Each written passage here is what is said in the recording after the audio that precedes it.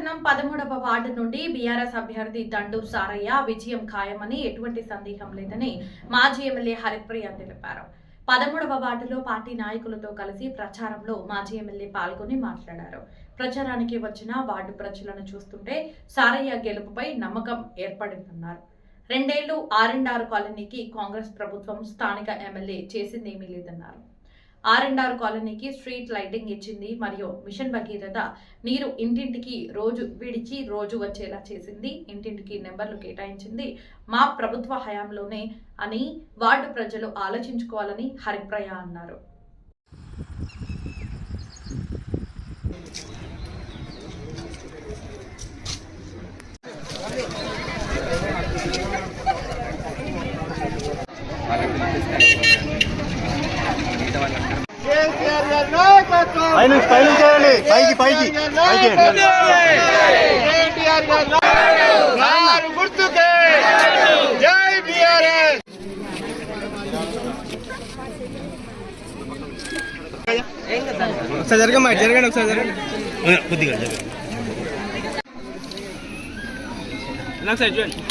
ఒక్కసారి అట్లా నిలబెడితే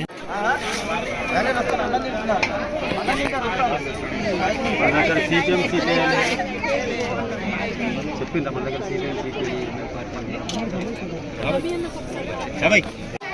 కొట్టు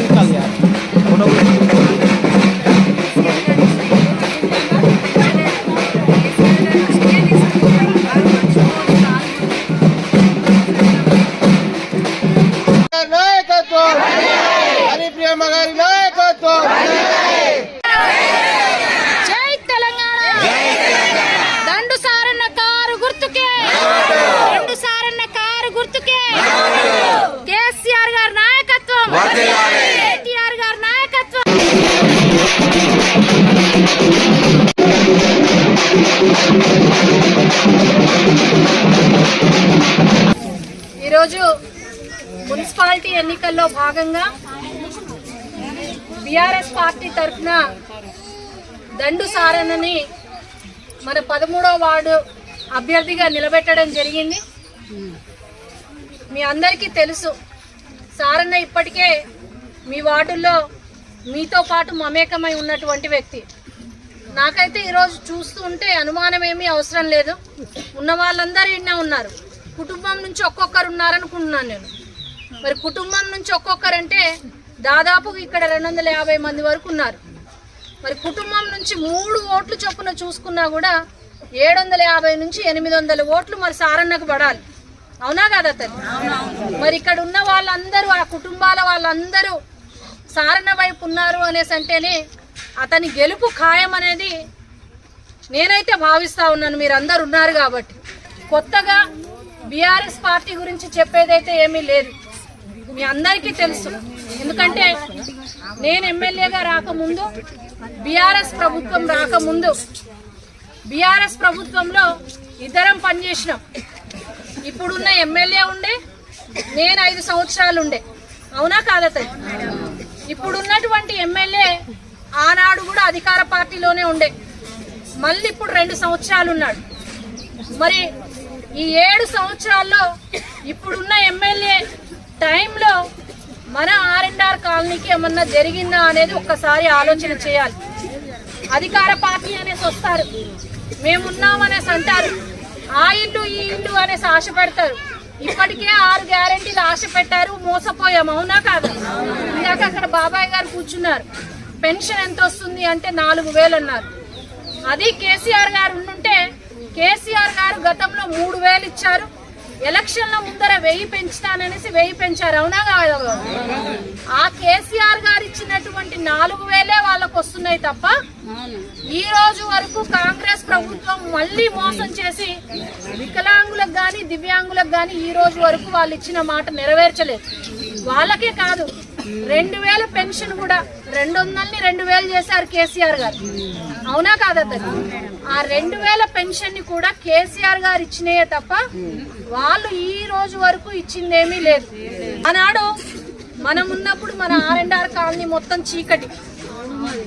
ఆ విజయదుర్గమ్మ సాక్షిగా దసరా రోజు మనం వీధి దీపాలన్నీ వెలిగించుకున్నామా లేదా?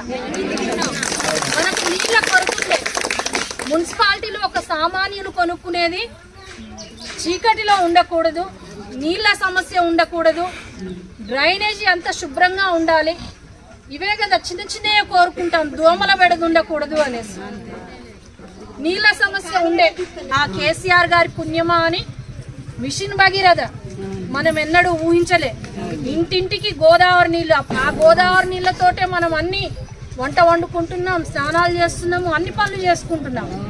మనం ఇక్కడ R&R కాలనీలో కొన్ని ఇబ్బందులు ఉన్నాయి అనేసి అంటే కోర్టు ద్వారా వెళ్ళి కూడా కొంతమందికి ఉద్యోగాలు కూడా ఇప్పించగలిగినాం. ఇంకొంతమందికి ఇప్పించుకోవాల్సిన బాధ్యత ఉంది. ఈ లోపల మనకు ఎలక్షన్లు ఉండే, అయినా వదిలిపెట్టము. ఖచ్చితంగా మళ్ళీ వచ్చేది బీఆర్ఎస్ ప్రభుత్వమే. ఆ ఉద్యోగాలను కూడా కొట్లాడి సాధిస్తామే తప్ప వదిలిపెట్టము.